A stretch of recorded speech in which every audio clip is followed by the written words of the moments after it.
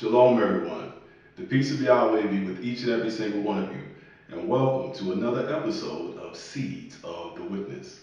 So, after a short hiatus, we're back on top of it again. If you can recall, last episode we were speaking about the subject, of course, of forgetting Father Yahweh and all of the consequences that come along with that, and we were delving into the particulars of it in an analogy where we were essentially looking at the command to remember Father Yahweh, and then everything that he has prophesied that would take place, and in fact has taken place among those who choose to do the opposite, which is to forget Father Yahweh.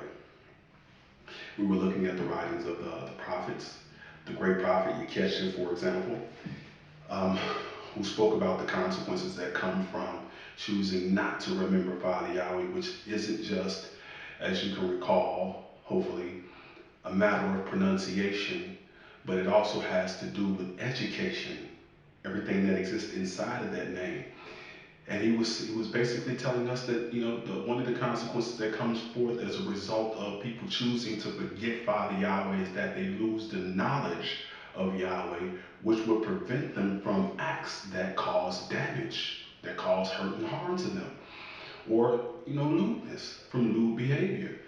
We were looking at also the um, the words of the great prophet Jeremiah, who is referred to as Jeremiah in the King James Version. Once again, no J in the Hebrew, so we know that his name must have been something else. That something else, research bears out, is Jeremiah. His name was compounded with the name of Yahweh and given glorification and honor to it. Just like so many others of the prophets, the prophets. That is a subject in and of itself that I hope to be able to get into at some point, in so much as the scriptures tells us that they are given to us as examples. A lot of people don't really think of it in terms of how that scripture is written today. To hear the word prophet, people automatically think of something with a lot of pomp associated with it, a lot of immediate and noticeable glory and riches and high status and all of these various things, which are true in a way, and definitely ultimately. But if you remember that scripture, I believe it's in your code when it's speaking about the prophets who were telling us all of these things that come about as a result of forgetting Father Yahweh's name and failing to remember him, and warning the people and trying to exhort them to to have Yahweh present in their thinking as they should. Uh, they were persecuted for it. And that scripture said as much. Look to them as examples for bearing affliction. That's what comes along with the office, with the responsibility and the job of being a prophet. Though initially, I think a lot of people think of it in terms of, like, the great teacher used to always tell a story about what it means to get a blessing. Like, I want a blessing. You sure you want a blessing? Oh yeah, I want blessings. But do you know though what a blessing truly is coming forth from Father Yahweh? A prophet, oh man, yeah, make me a prophet. Who doesn't want to be a prophet? But do you know what comes along with the responsibility, the job, the appointment of being given prophecies with the command to communicate them, and to not break down unless you get broken down in front of them, and that, do you understand what comes along with that? That scripture lets us know it's affliction, at least to start. Remember, prophets are just teachers, but the in so much as the scripture says that their lives are given to us as examples, it really helps to take an in-depth look at some of the things that they've gone through as an encouragement and as guidance for people who are responsible for teaching even today. Like there was prophesied to come forth other individuals who would be teaching, who would be given an office and responsibility of prophesying even today, having been taught by someone who was a prophet. At least in our day is how it takes place. I mean, sometimes, like with the great witness, going off into it really deeply, but I mean, he was taught from the womb, scriptures put in his mind, inspired, and there was no prophet of Yahweh in his time that brought him forth. Father Yahweh formed him and brought him forth, but then you remember he was prophesied to also bring forth those who were prophesy. But that office, of course, is a very important one, and it's their writings that we have now that we've been looking at, like with the great prophet Uremia, whose time period has great significance for everything that we see going on in the world today. We've been talking about the name being taken away. And you remember we were looking at in Uremia chapter 23 where he was warning the people, pointing out to them and warning them what was going to take place as a consequence of them having done so. And the man was horribly treated, you know. And what a lot of people don't realize is what's at the heart of, in many cases, the treatment that the prophets received was not only the fact that people had an intention to do it, and first and foremost, that Father Yahweh allowed it, but it was also because they were dealing with men who had more authority than them. You know, not every prophet was a priest, is what a lot of people don't realize. Um, David was a king, but he was not a priest.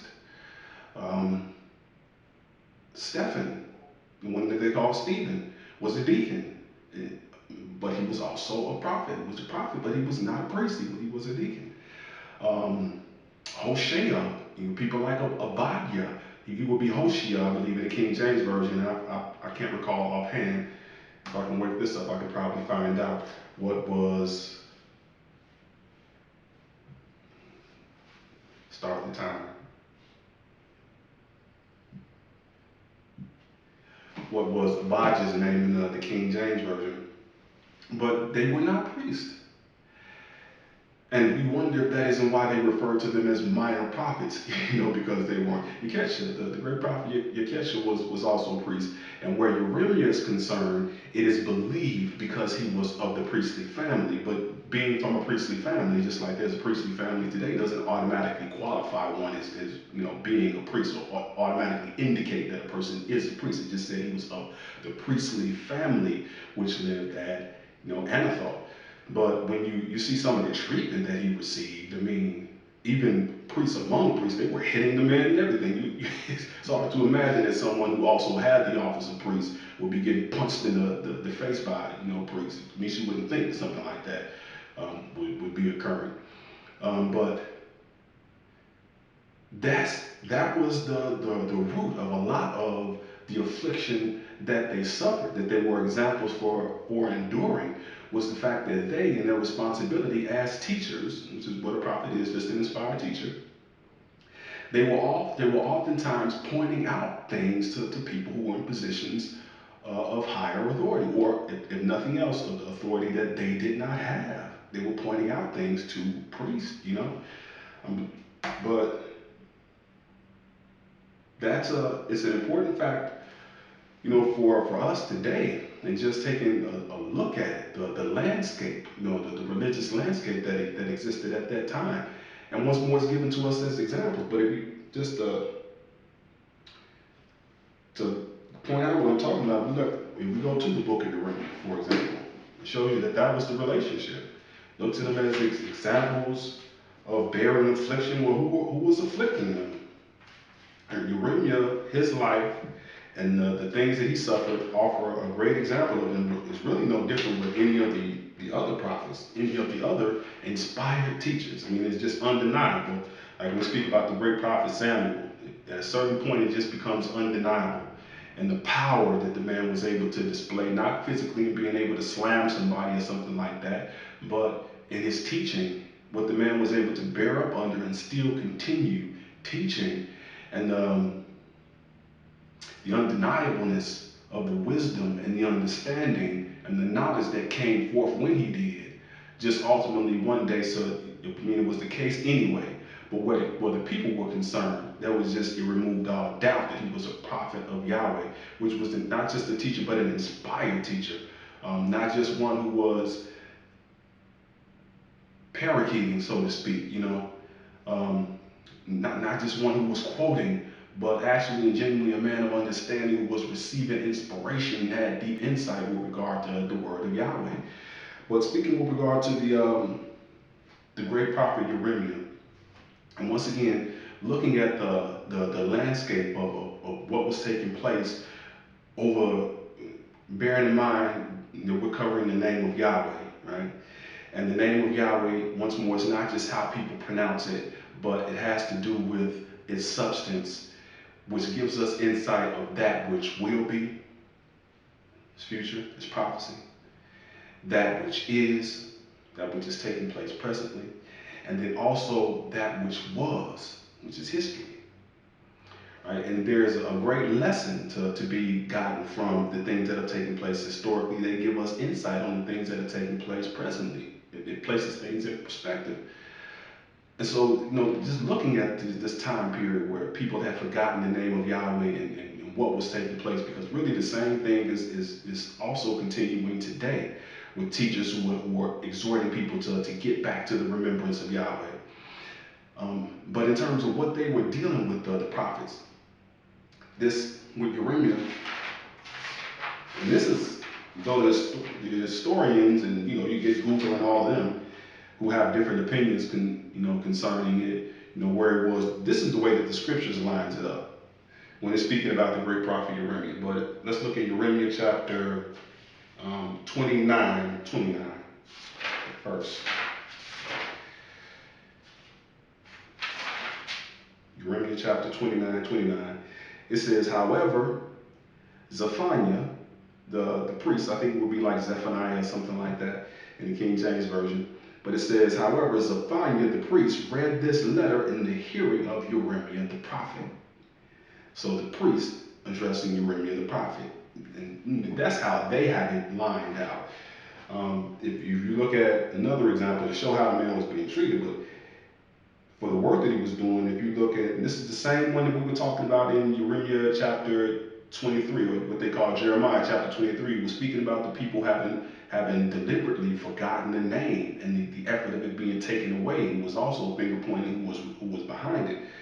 But here in Jeremiah, which is actually Jeremiah 19 and verse 15, it says, this is what Yahweh of hosts, the Father of Israel, says, behold, I will bring on this city and all of her towns all the disaster that I pronounced against it, because they have hardened their necks, become stubborn, so they might deliberately refuse to listen to my words, the laws and the prophets. Well, where was the words coming forth from? Remember that the scriptures were divided into chapter and verse by the people who ultimately um, you know, had the book and released it to the public after they worked on it. Not a Christian world, but if you look at chapter 20 though, it tells you exactly who it was that these words were coming forth from. But it says, now the priest, Pashur, the son of Immer, who was also the chief officer in the house of Yahweh, heard Jeremiah prophesying these things. Then Pashur beat Jeremiah. And this is what I'm talking about. Of course, he was of the priestly family, but if he had actually had that office himself, it's hard to imagine that you would see something like this. He was definitely a prophet. But here it is, you have somebody who is a priest, and he's beating on the man. Nothing subliminal here, just reading the facts as they are. And it says, then Pashur beat Jeremiah the prophet and put him in the prison that was in the upper Benjamin gate of the house of Yahweh. Big old story there for all of us who are learned in the writings of the witness, the prophet who is now resting, concerning the tribe of Benjamin and everything that they were prophesied to bring forth. So this priest beat him, and then he put him in the gate of Benjamin, in the house of Yahweh. So that's all of what things like the prophet Jeremiah was suffering, and not just him, but you see once again that same dynamic in so many other places. And we'll get to more details concerning the life of the great prophet Jeremiah and what he was having to deal with in an environment where the people were choosing to not to retain, you remember, as we covered before, the knowledge of Yahweh, and had forgotten him, and him fulfilling his commission as he was told, don't break down now. You're gonna go through some stuff. You're gonna go through some real stuff. But don't break down because of them or because of it. Well, I will break you down in front of them. So you just have to keep going. And we kind of covered that before as well. having to do with the real meaning of what it means to be perfect. We know the only one who hasn't sinned is Yahshua, but among men anyway. And so, what is exactly being said when it's referring to people like the great prophet Yeshua, for example, who um, the scriptures refer to as being perfect? And you look into it, and it's speaking about integrity, and we know integrity is consistency. It's really determination that's being spoken of there, despite whatever you might have to endure at the hands of men, and even in your own personal shortcomings. Like Jeremiah, at times he just got so fed up that he would lash out because of the stiff-necked, stubborn, and rebellious attitude, the fighting that he was getting coming from people that he was just trying to point things out to, who, if they had heeded what he was pointing out, would have been well served by it, would have been benefited by it. But he was hated because of it. Enough that they did, all kinds of atrocious stuff to the man.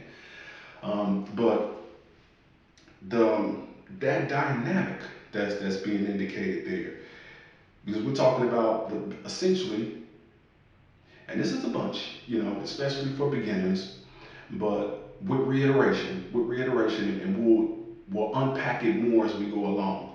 But essentially, what we're speaking about is the group that was brought out of Egypt by the great prophet Moshe, or the one that's referred to as Moses.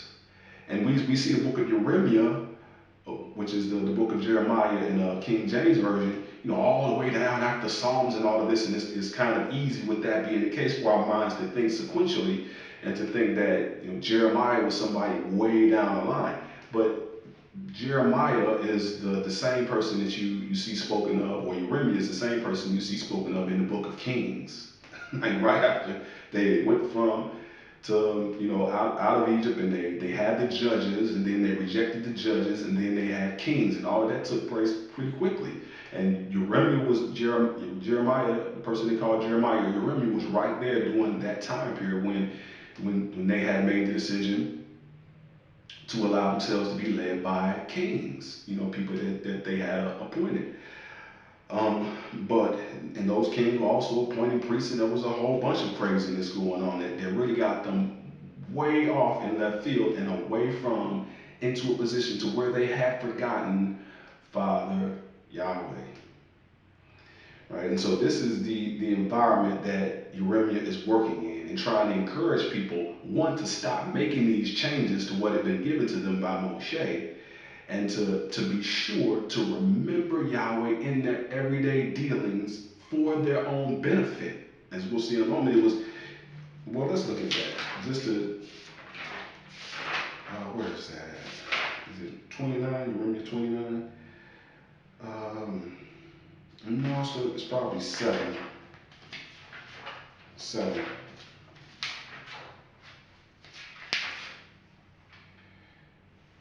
But yeah, okay, so Jeremiah chapter 7 and verse 23, and this would be Jeremiah chapter 7:23 if you have a King James version.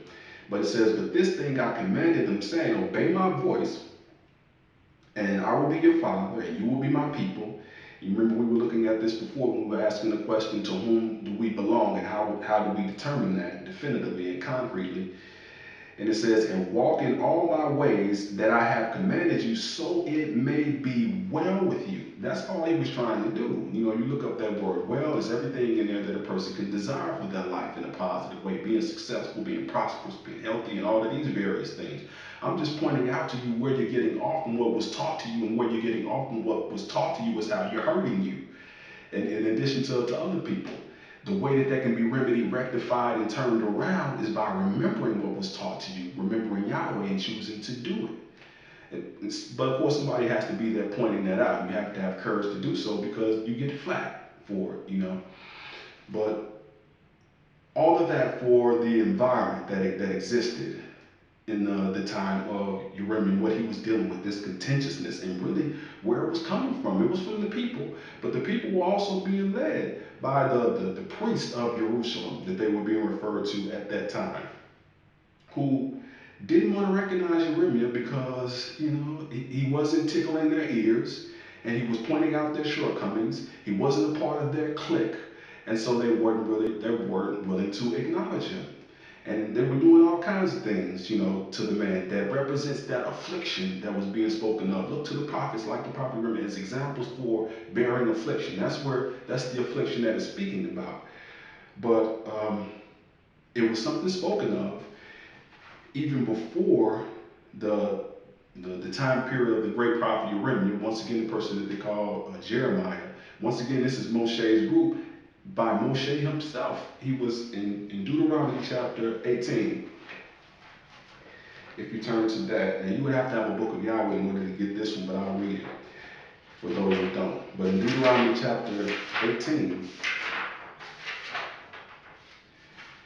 and we're speaking about the environment, of the prophets and the affliction that they often had to suffer during the time periods in which they were commissioned and appointed to bring forth teaching, teaching concerning what was taking place as a result of the people forgetting Yahweh, not remembering, failing to retain Yahweh in their knowledge, and instead filling themselves with other kinds of knowledge, preferring it instead. But now, and Moshe, and because Moshe knew that when he went to sleep, things were going to get crazier with the group that he had brought out. As he said, it was already crazy while he was with them. They were already doing all kinds of things that were out of line.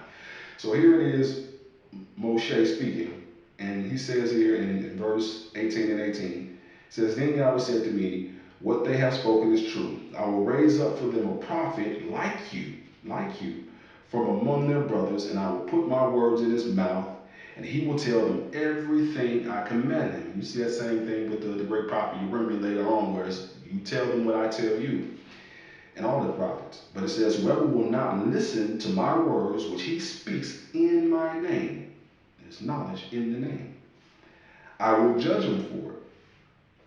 But a prophet who deliberately, willfully, so it's not just the people and listening to the prophet, also concerning that prophet himself, but a prophet or a teacher, an inspired teacher, who deliberately, willfully, and knowingly speaks a word in my name, which I have not commanded him to say, and who speaks in the name of any God, that prophet must be put to death. Not literally in all cases, but there's definitely something represented there, remembering the two trees. And you may say to yourself, how can we know when a message has not been spoken by Yahweh? If what a prophet proclaims in the name of Yahweh does not come to pass or does not come true, that is a message Yahweh has not spoken.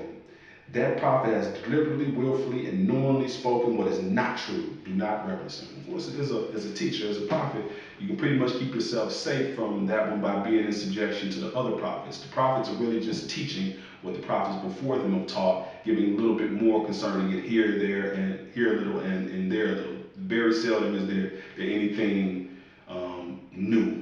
In this time period, there really isn't at all. It's just hard work. There's no special visions coming from goats button heads in the sky and stuff like that. Not to say that that's bad, but in this time period, that's just not how it takes place. And with many other prophets, that wasn't how it was taking place. If you remember Daniel, who once again was not a priest. Daniel was not a priest. He was a prophet, but he was not a priest. Um, if you remember, um, he said the way that I understood this was by books. I've been poring over the books and studying what Jeremiah brought forth, and that's how I understand this. And it's pretty much the same way today, and has been with a lot of others. It's just hard work by studious men who love learning and education. And even with a certain gift for it, like people, I cannot batten myself down to a book for that long, like, and so consistently. But for those who have a responsibility to do it, those who have been given a job to do it, I mean, Yahweh doesn't want to see us fail, so there's also the gifts to help them do it. In many cases, even genetically bred, in order to do so. But in speaking about this relationship about the prophets and the priests that we saw with the great prophet Jeremiah, whose life we're kind of taking a look at, this during the time period where they were getting away from Moshe's group, getting away from the things that Moshe or the person that they call Moses had taught them, and was changing, were changing things, were forgetting the name of Yahweh and deliberately trying to phase it out. And the affliction he was suffering because he was standing there as a guard, warning them what would take place and telling them they were wrong for even trying to do it. You know, but okay. So it says here though in the footnote, and this is what I wanted to get to. You would have to have a book of Yahweh to get this, but it says um, the law, the prophet is bound by the Torah, the law and the prophets, and the priest. It says, okay, let me look at that again. It says the prophet is bound by the Torah, the law, and the prophet and the priest worked side by side. Like that's how it should be. We just saw the example: prophet and the priest, same language. Prophet and the priest. The priest Zechariah was speaking to the prophet Jeremiah. If you remember, that scripture that we just looked at in the book of Jeremiah. They should be working side by side. But there was often this contentiousness, among them. Like we're going to look a little bit more at that chapter, and we'll see that there was actually fighting. And in many cases, when we're talking about who killed them, it was people in offices that were responsible for killing them, for killing the prophets. It wasn't something that took place by outsiders. They were just walking along the road. Somebody liked their robe and robbed them for it and decided to leave them on the side of the road with their head leaking from a rock. It was in many cases, it was people in positions of authority who murdered them to silence them, is how it worked out. But now, speaking about this, though, it says the law and the prophet and the priest, they should be working side by side.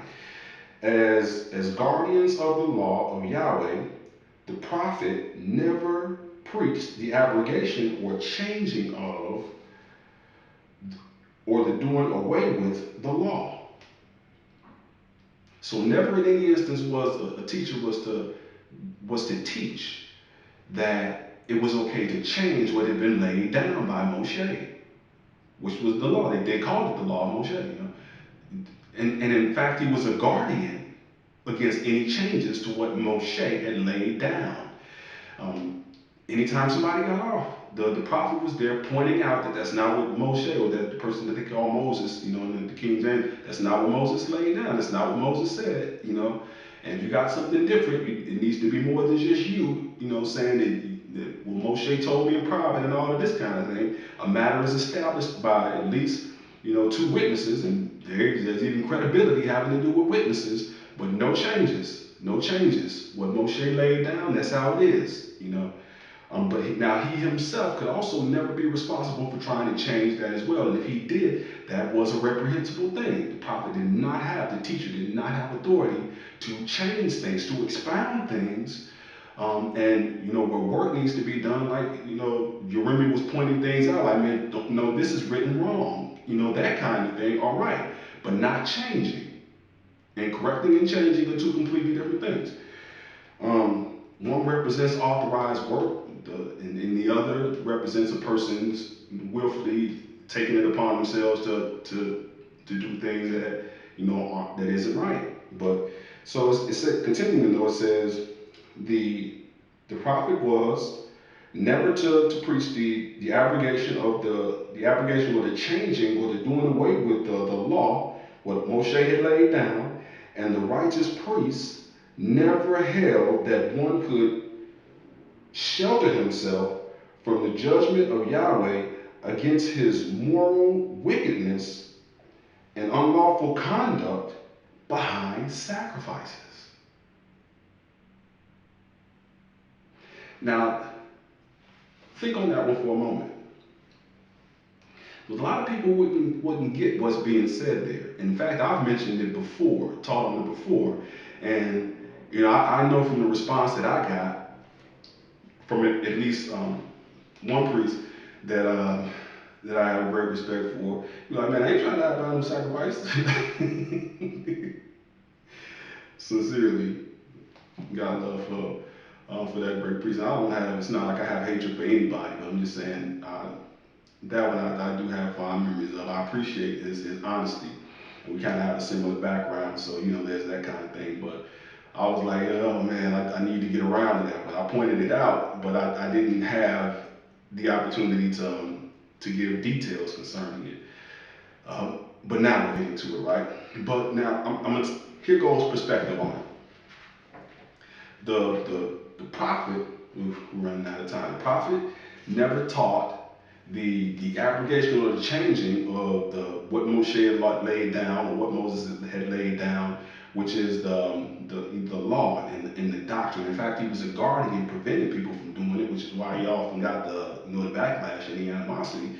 And the priest was never to try to shield or shelter himself from being accountable for his wickedness or because of bad sinful behavior with sacrifices. So what is he talking about?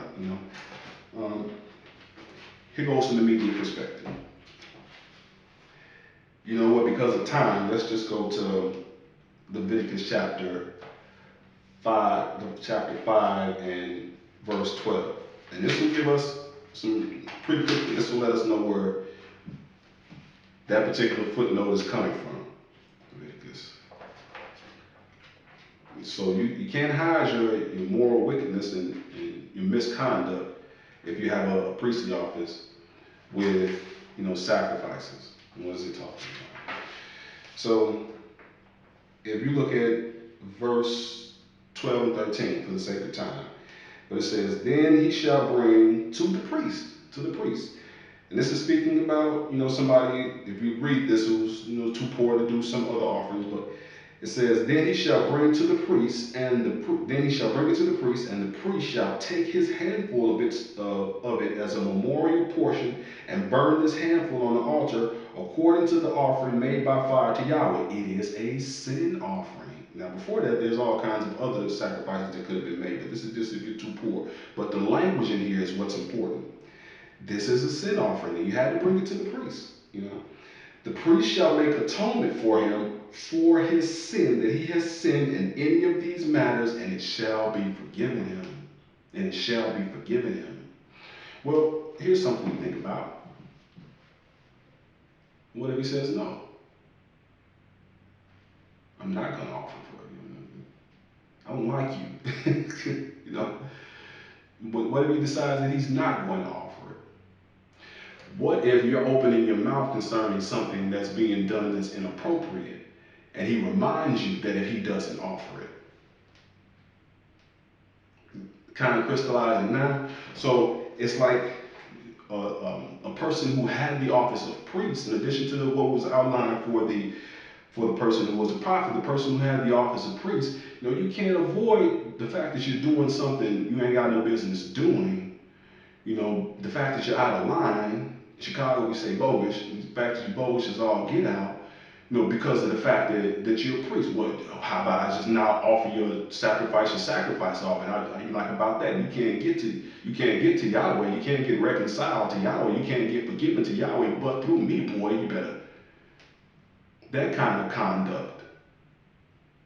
A priest is never to use the fact that he is a mediator, a go-between, even in prayer, to Father Yahweh, to try to shut people up for his craziness, for his foolishness, for things that he should not be doing. And so that's what this is speaking of. And it provided that the prophet is doing what he's supposed to be doing, and the priest is doing what he's supposed to be doing. That makes that relationship of them working side by side peaceful. But when either one of them got away from that, that's where the contentiousness comes in. And at least what we have recorded in the examples of the prophets was exactly that. You had prophets who were holding up to their end, and you had the priests who didn't want to be accountable for their actions. But of course, the prophets continued to point things out to them, and therein goes all of the affliction that they were suffering, and all of the hardship, with the prophets trying to tell them and warn them about what comes along with forgetting the name of Father Yahweh. So we're going to get into some of the other details concerning the consequences that come forth from that, coming forth in other episodes, because we're out of time now. But I hope that works, to begin to build an understanding concerning the subject from an historical standpoint, and we'll get more into the history as well as some of the present consequences that's come about as a result of forgetting Father Yahweh's name coming now in the next episode. So thanks everybody for tuning in. Have a great week and peace.